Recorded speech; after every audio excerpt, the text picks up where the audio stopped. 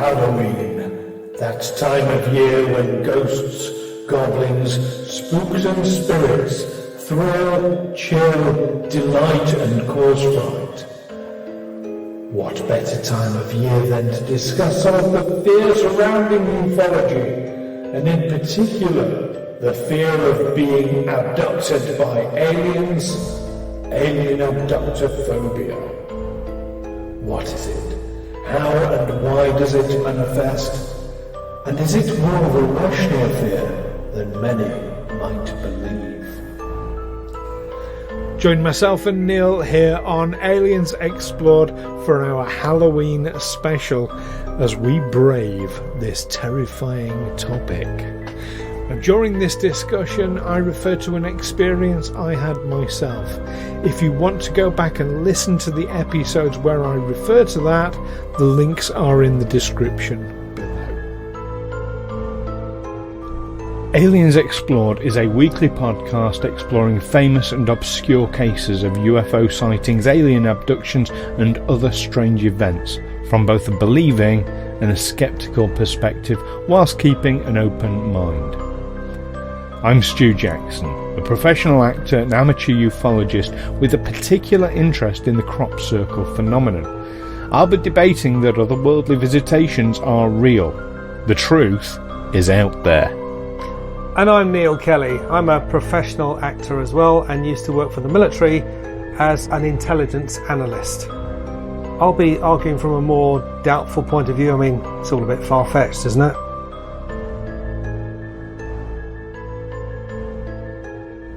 Hello listeners, and welcome to yet another episode of Aliens Explored, your favourite podcast for looking at the mysterious skies, stars, beneath the oceans, smoke-filled backrooms, government departments, and today it's this time it's our Halloween special. I'm one of your hosts, Neil Kelly.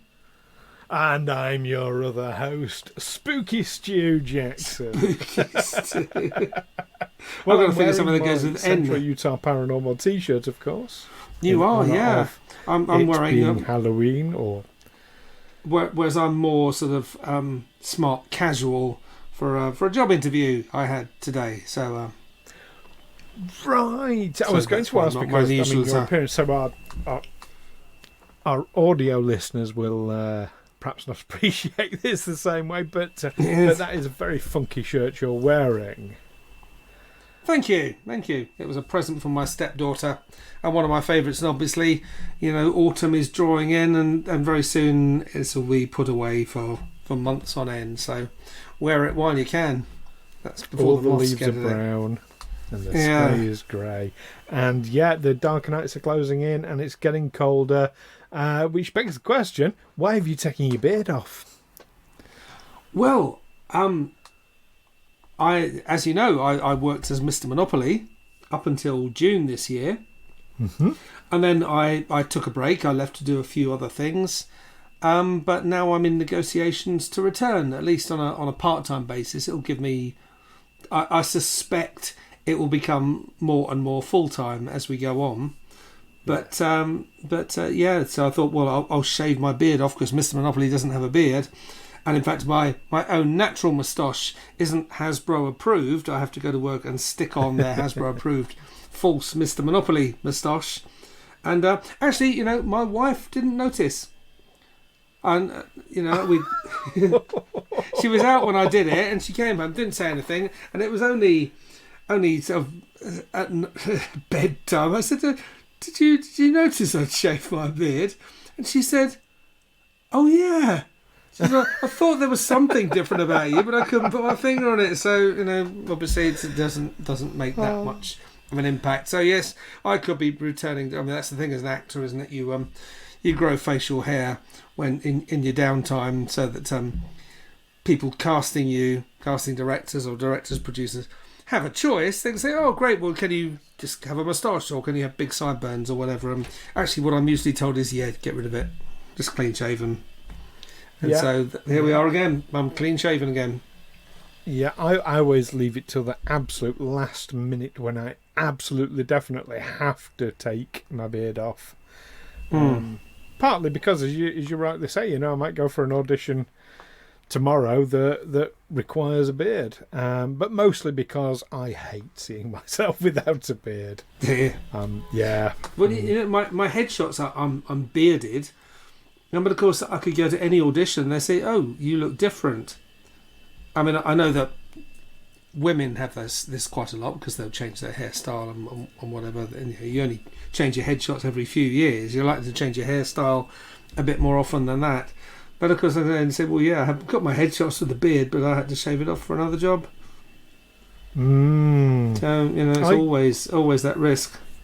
Yeah, I often have 2 sets of headshots on the go, with beard, without beard, so that I think I might send off whichever one is appropriate at the time. Anyway, today's topic. Yes, it's the Halloween special, so by the time this goes out, the nights really will be drawing in and the leaves will be brown and on the ground. Yes, and spooks and spirits fill the air and fill us all with terror, and it is a terrifying subject that we are addressing today. We will be. And who was it who said we have nothing to fear but fear itself? Oh, was that Roosevelt or Kennedy? I'm thinking one of those Sun two. Tzu, I thought it was Sun Tzu. Okay, The Art of War. Yeah, I think, or was it? No, it was one of the ancient philosophers. We have nothing to fear but fear itself. I'm sure it was an American president who quoted it. I always think, when I go in someone's office and I see on their bookshelf above their desk Sun Tzu, The Art of War, I just think, what a dick. What a dick. Really, there's this. You're just doing basic middle management, but you think you need to read Sun Tzu, The Art of War. Well, attack where the enemy is weakest. Strategizing, at the end of the day. But yeah, seeing business as a battle and as a war, that's not healthy. Your biggest decision today will be what to put on the supermarket shelves. Sorry? Fear itself. Fear generally. I'm trying to segue this back into our subject today. Fear generally is a healthy thing. It's something that keeps us safe, keeps us informed of danger, keeps us out of danger. But when it becomes overwhelming or paralyzing, or when that fear is an irrational one, that's when it becomes a problem. And a phobia is, by definition, an irrational fear. So it's by definition yeah. Well, I don't see that as an irrational fear, so I don't think it should count as a phobia. But most things that are called phobias aren't actually irrational fears. I mean, they could be that they're very real to the people who experience them. I mean, when you talk of transphobia or homophobia or Islamophobia, those people are genuinely, they've read all the newspaper reports and they genuinely think this is the thin end of the... I don't think they are actually experiencing fear. Or no, they're not actually paralysed by fear. Those are phrases that are used to... because... calling people bigots is considered less polite, so it's nicer to say you're homophobic than it is to say you're a big bigot. Yeah, but anger and hate are products of fear. That's where they come from. In some cases, but getting back to this specific one, then, alienabductophobia, which, in case we have listeners out there who can't work it out, it is the fear of alien abduction. There is abductophobia, fear of being abducted. There is alienophobia, just the fear of extraterrestrials. Not to be confused with xenophobia, which is the fear of terrestrial aliens, people from other countries. Strangers. Yeah. But yeah, so I would say, and I would argue the case for any form of abductophobia, that's quite a rational fear. I mean, well, I suppose it might be irrational if it's really unlikely to happen. Yeah. But it's when it becomes, I suppose, overwhelming, overpowering, when it starts impacting on your day-to-day life. I mean, phobia is also used. People use it to describe fears of things that can actually hurt them. You know, like poisonous snakes or crocodiles, or that's a reasonable thing to be wary of, to have a fear reaction to stay away from. But to have a, I think most people would be terrified if they were abducted by aliens, wouldn't they? I mean, it's not a phobia. Exactly, but it's not the fear when it happens, it's the fear of its potential. That it might happen. That's probably quite irrational, unless that's happened to you before, unless you've experienced that. Now, there was a story in Billboard of a country singer called Casey Musgrave, who said that her biggest fear was alien abduction. She said she has a very irrational fear of alien abductions, which is our definition of phobia. Speaking of, she says, I've seen several UFOs. So there we are. That was about the only thing I could find about this this alienabductophobia. Couldn't really find anything much else about it. Well, it's an interesting one, in that when you take other like arachnophobia, for example, most people at some point have seen spiders. It'd be hard to imagine someone having arachnophobia and suffering from arachnophobia, so it affecting them on a day-to-day basis, if they had never seen or come across or heard of a spider. So where does I mean? Well, I suppose we're see. I'm saying this, and I'm already answering my own question, because we're seeing it portrayed through movies and media. We're seeing sort of alien abduction. I mean, I would say I suffer low-level forms of alienabductophobia. It's a fear, and those nights when it's like it's really dark and you can't sleep and your mind starts turning in on itself and starts seeing shapes and shadows in the room, that kind of thing. I feel like I'm narrating a horror story here. I'm going to Aliens Explored After Dark. But that kind of that environment, it starts playing on my mind. And if I've had a nightmare involving extraterrestrials or aliens or whatever that may be, because we don't really know, I will be in a panicky state for several hours. Okay. But I don't know if that's alienophobia or alienabductophobia. What else do you think aliens might do to you? I mean, they might just come and beat you up, rob visit you. me. I think their presence holds some. Interestingly, so you remember back along, I had that experience where I felt that I had a visitation. Do you remember we talked about it and talked about it with Ben Stevenson from Central Utah Paranormal? He doesn't sponsor us. If he wants, well, he kind of does. He gave you a T-shirt, man. He gave you a T-shirt. It's a nice T-shirt.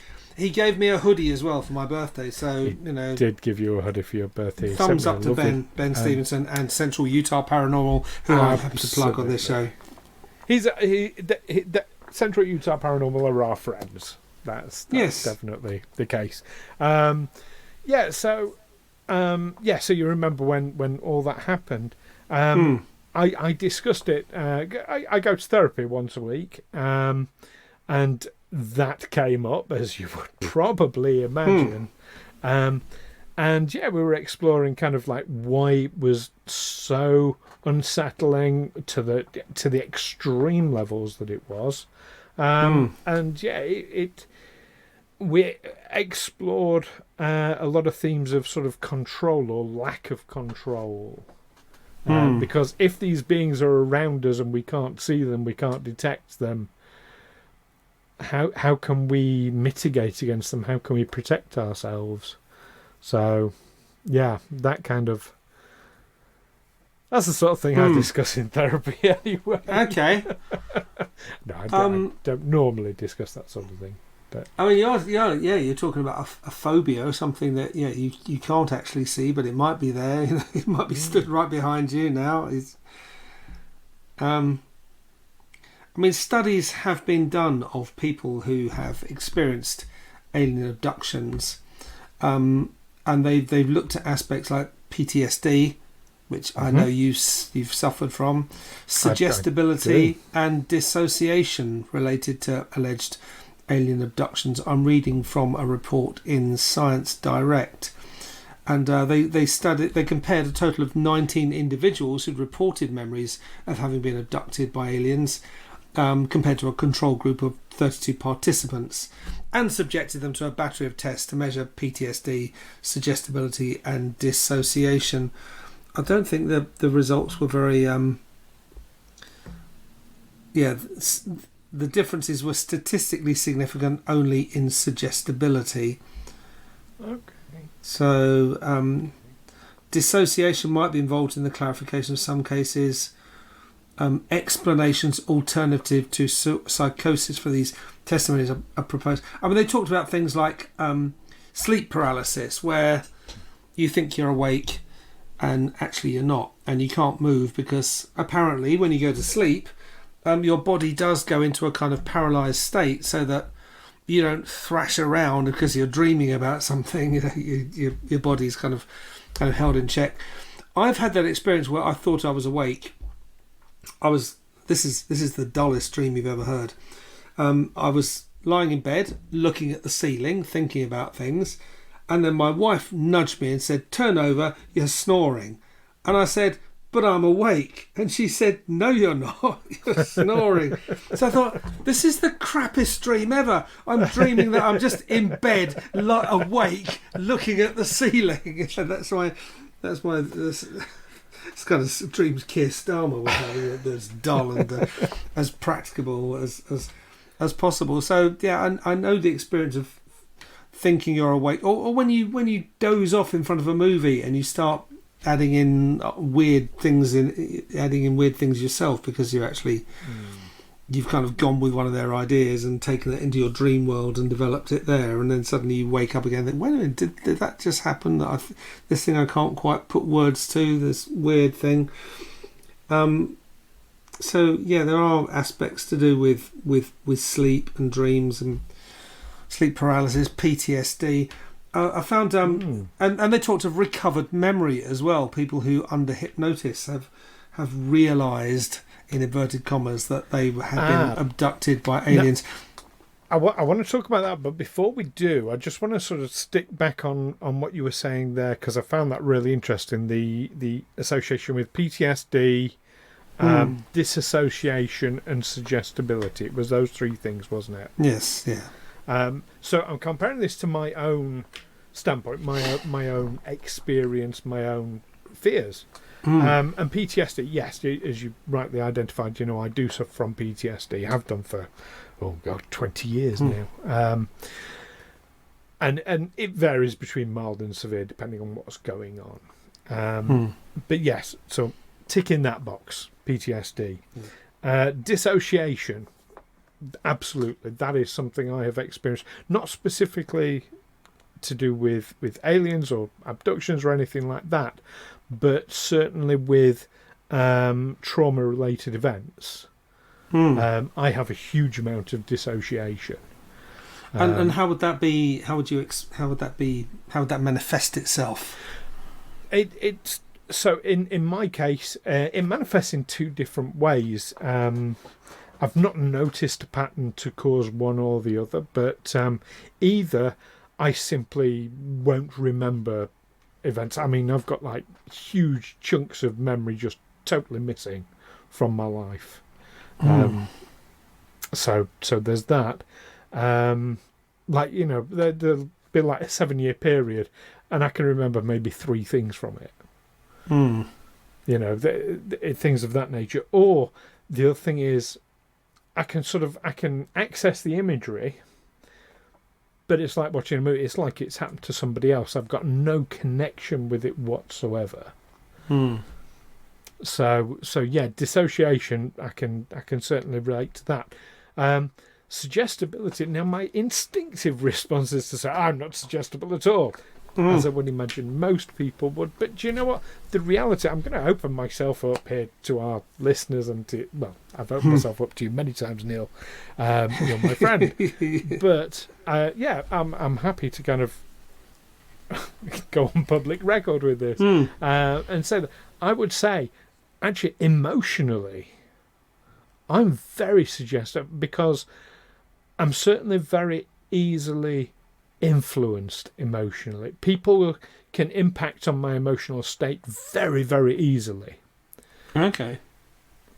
Now, I also think I'm a very pragmatic person. I've had to be. I've had to learn to be a very pragmatic. So I am now an extremely pragmatic person. I'm a very rational person. But that doesn't stop me from getting influenced emotionally. So would you... So on the outside of this, would you say that is a sign of suggestibility? I have to emphasise I'm not an expert. I'm not. No. I have no qualifications in that respect. But yeah, I would say it sounds like that. I mean, one thing I thought with suggestibility, you know, when you're watching a movie, maybe a war film or something, and there comes that moment when it's all very, you know, the patriotic music plays and the flag waves and the hero stands up and salutes and there's a tear in his eye. Everyone gets a bit misty-eyed and whatever. A manly tear, of course. Yeah, a manly tear. Yeah, a manly tear. But you know, he's remembering all the things he's lost and whatever, and how hard he's fought. And I find myself reacting against that kind of thing because I find they're laying it on a bit too thick, and I honestly think, no, that's a bit much. You can carry me along and get me to a certain emotional state. You know, you can frighten me in a horror film, you can make me laugh in a comedy, but when you try and get me patriotic or nostalgic or whatever, or I have a resistance to it. It triggers something, and I'm thinking, wait, no, what? I can see that you're trying to manipulate. The manipulation is too clumsy, I think, in those cases. It's they really do lay it on thick, and it's a bit. And maybe some of our listeners will agree, some will disagree. But I have found times where I thought, yeah, do you think you're kidding? Yes, and well, certainly war films and things like that, I don't tend to react to because I have little basis for there's little I can associate with that. So yeah, that's quite interesting. I was, when you said about, like, you know, we should say we're not experts, and then you went on to say, I was just agreeing with you, and then you went on to say, and we have no qualifications. Well, of course I do. My yes, first you do. degree was in psychology. However, I want to make it clear, I'm not an expert in this. But I can refer you on. I'll just write you a prescription. Oh no, I'm not. Oh no, you can't write prescriptions, can you? You're not a psychologist. Oh, no. Isn't that the main difference between a psychologist and a psychiatrist? That a psychiatrist can write prescriptions. It's a different field of study. Psychiatry and psychology are two different things. I know it sounds similar. You're both thinking about, like, the way the brain works, but it is two different schools of thought. And also, to write prescriptions, you have to be a medical doctor. You have to be an MD. Now, a lot of psychiatrists are also medical doctors. So yeah, you can go into being a medical doctor down that route. But I don't have a doctorate. Not yet, anyway. Not yet. I'm not working on it, so I don't know what I'm saying yet. But yeah. So I wonder if it's worth looking at some of the physical responses that people get with alien abductophobia. Yeah, and what triggers it? What kind of thing sets it off? Is it you just sort of you realise that you're out on a dark night and it's a clear sky above you. You can see the stars. You think, oh, wait a minute, is that one moving? Is it coming towards me? Triggers. Let's look at triggers first of all, then, because chronologically, that's what would happen. You'd get a trigger, and then you'd get the response. So, triggers. I'm going to sound really glib here. Can be anything. Can be nothing. Can be. It's really hard to understand triggers because they are unique to the person affecting them. Yeah, that was pretty good. Let me think of an example. An example with my PTSD. That can be triggered by some really weird and bizarre things. I can be having a conversation and it might somewhere unconsciously remind me of a conversation I had at another time when I was having a PTSD attack, and that in itself can trigger a PTSD attack. Wow. Generally speaking, with because mine was caused by a severe road traffic accident, not happening to me, happening to my partner on her motorbike. So I know I've shared this with you, Neil, just for our listeners, in case you're interested. My partner, we were out on our motorbikes. I was following her, and she got hit by a truck. She survived, but for some time, a period of time when it first happened, didn't think she did. Thought it had killed her outright. That was like the instant reaction. So that left me with PTSD. It left her in a much worse state, I have to say. But yeah, so for me, loud noise at fireworks.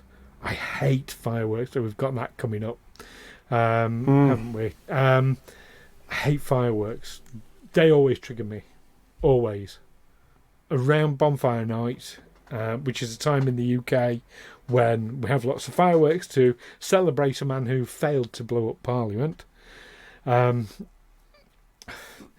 think that's what we said. You celebrate what you want. Celebrate if you want to. Yeah, I think we like to think we celebrate a man who tried to and failed to blow up Parliament. It's the only uniquely English celebration in our calendar. Everything else we share with the rest of the world. Christmas, Halloween, Easter, whatever. This is only unique. And we don't even get a bloody day off for it. We don't get a holiday for this. What? What about bank holidays for the coronations and things like that? Yeah, but they're not regular things. I mean, this one has been a celebration ever since the plot was foiled in 1605.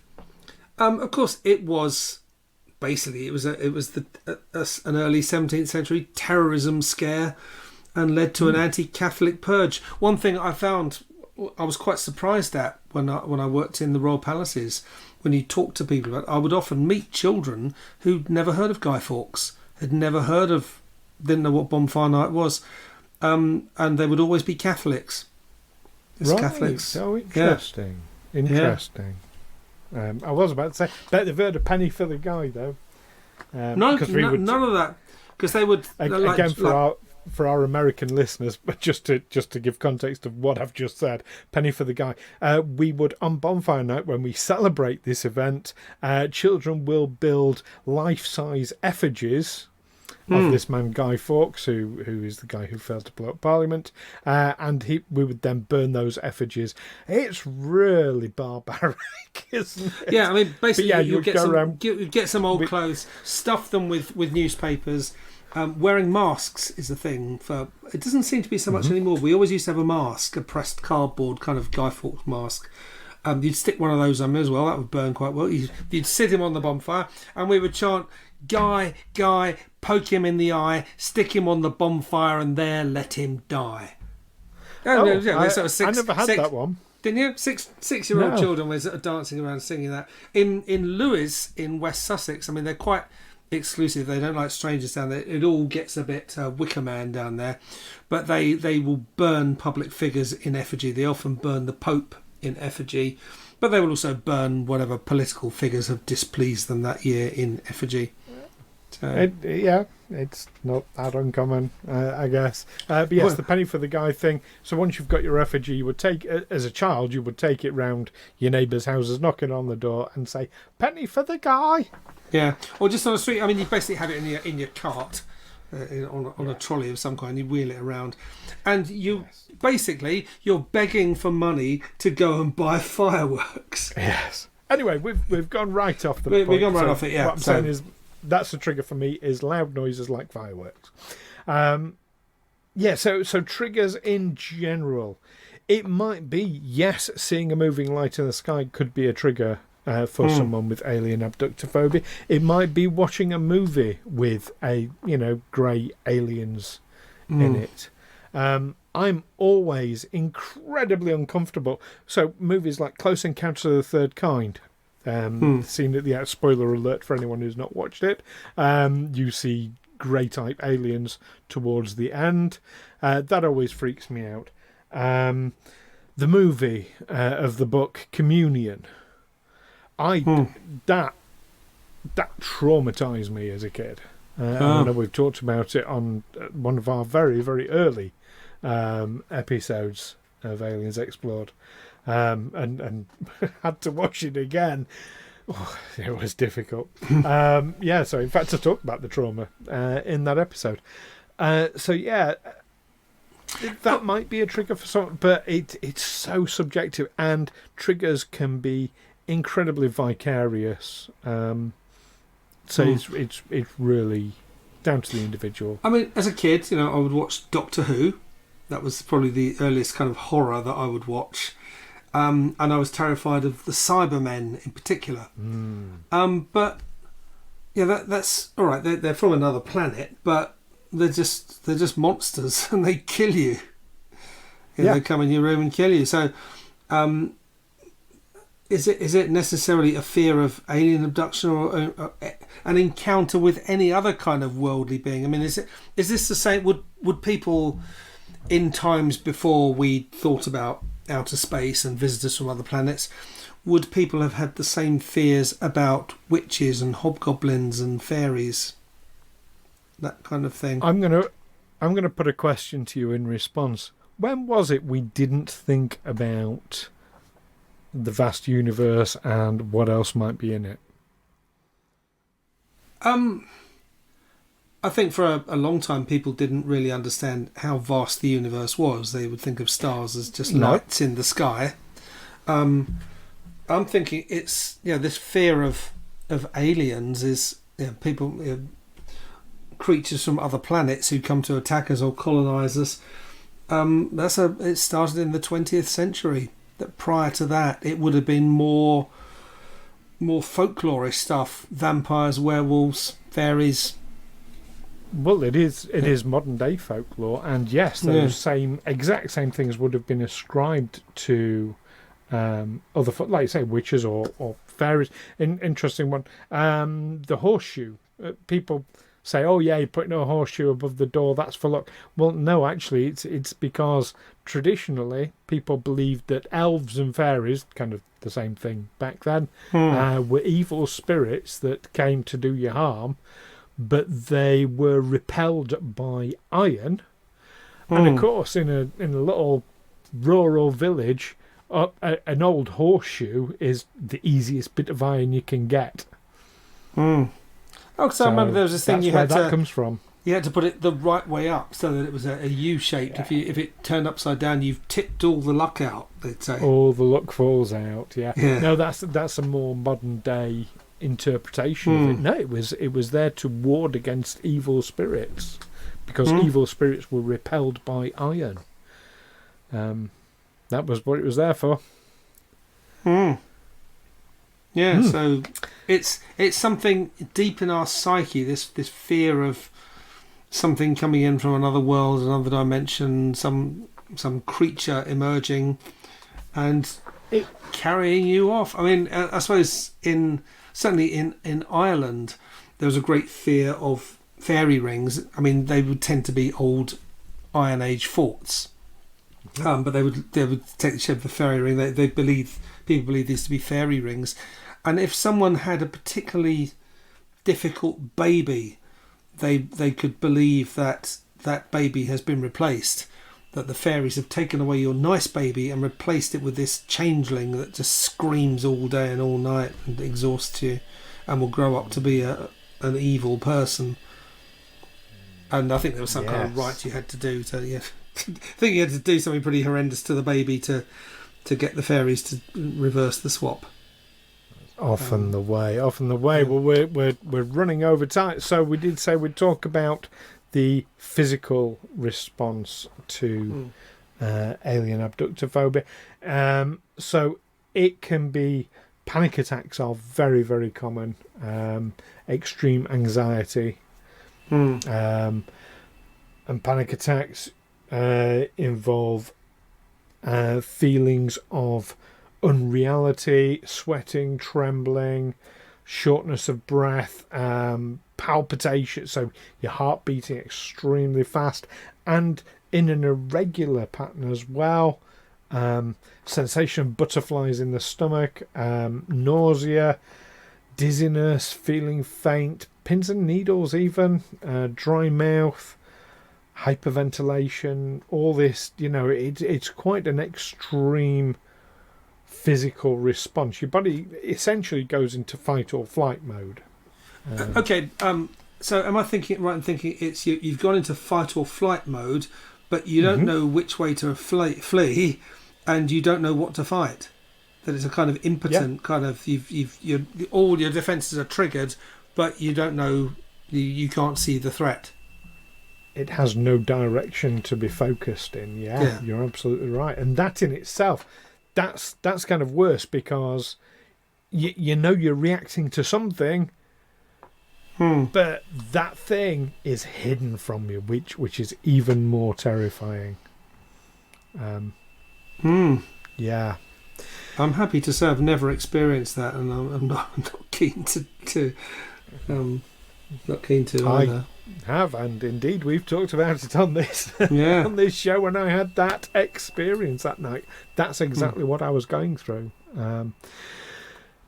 But here's the thing: a lot of people won't come forward because one of the biggest side effects to, particularly, I'm going to say with something like alienophobia or alienabductophobia, is shame. Fear of being ostracized, of being ridiculed. I mean, a lot of people, like, especially, it's not so bad for us because we are in circles where we are interacting with people who have conversations about otherworldly beings, and they have open conversations, so that's fine. But imagine if somebody just never ever, it's probably easier for you to imagine than for me even, Neil, because you were in that environment where nobody ever talked about that sort of thing. Can you imagine if you had a fear like that? Who would you talk to about it? And people don't, and they suffer in silence with it. And I would say, as we wrap up this episode, listeners, if you suffer from alienophobia, alienabductophobia, any kind of phobia at all, talk to someone about it. A problem shared is a problem halved, and it gets easier when you talk to people. So don't sit on it. Do go and speak to people, and you can always speak to us. Anything else on alienabductophobia you want to add, Neil? I don't think so. Remember, we're not qualified. We're happy to talk to you about it, but yes, very true. Very if that's true. If that's all you need, someone to not talk to who's not going to ridicule you, then yeah, we're the ones. But if you need something more, then yeah. We're not mental health professionals, but there are some good mental health professionals out there. All credit to the mental health professions as absolutely. well. So if you do want to talk to us, about this, about any stories that we come up with, about any of our subjects or topics, or about anything to do with UFOs or otherworldly beings, then you can do so by sending us an email, aliensexplored@gmail.com, or you can find us on Facebook, Twitter, YouTube by searching Aliens Explored. And of course, if you're one of our Patreon subscribers, you get exclusive access to our Discord server, so you can chat about it there as well. Join us next time where, oh yes, we're going to be talking about a UFO investigator, Paul Benowitz. So wow. Don't miss that Look forward one. to that. And Look forward to it. in the meantime, keep watching out for anything hiding under the bed, as it's Halloween. And of course, keep watching the skies. Take care for now. Catch you next time. Bye bye.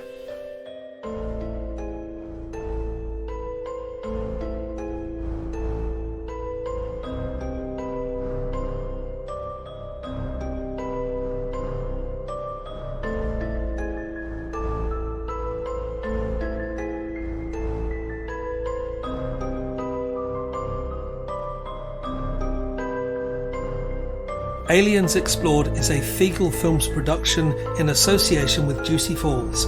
Music by Darren Mafucci and editing by Stu Jackson. Find us on Twitter or Facebook by searching Aliens Explored, or visit us on aliensexplored.com.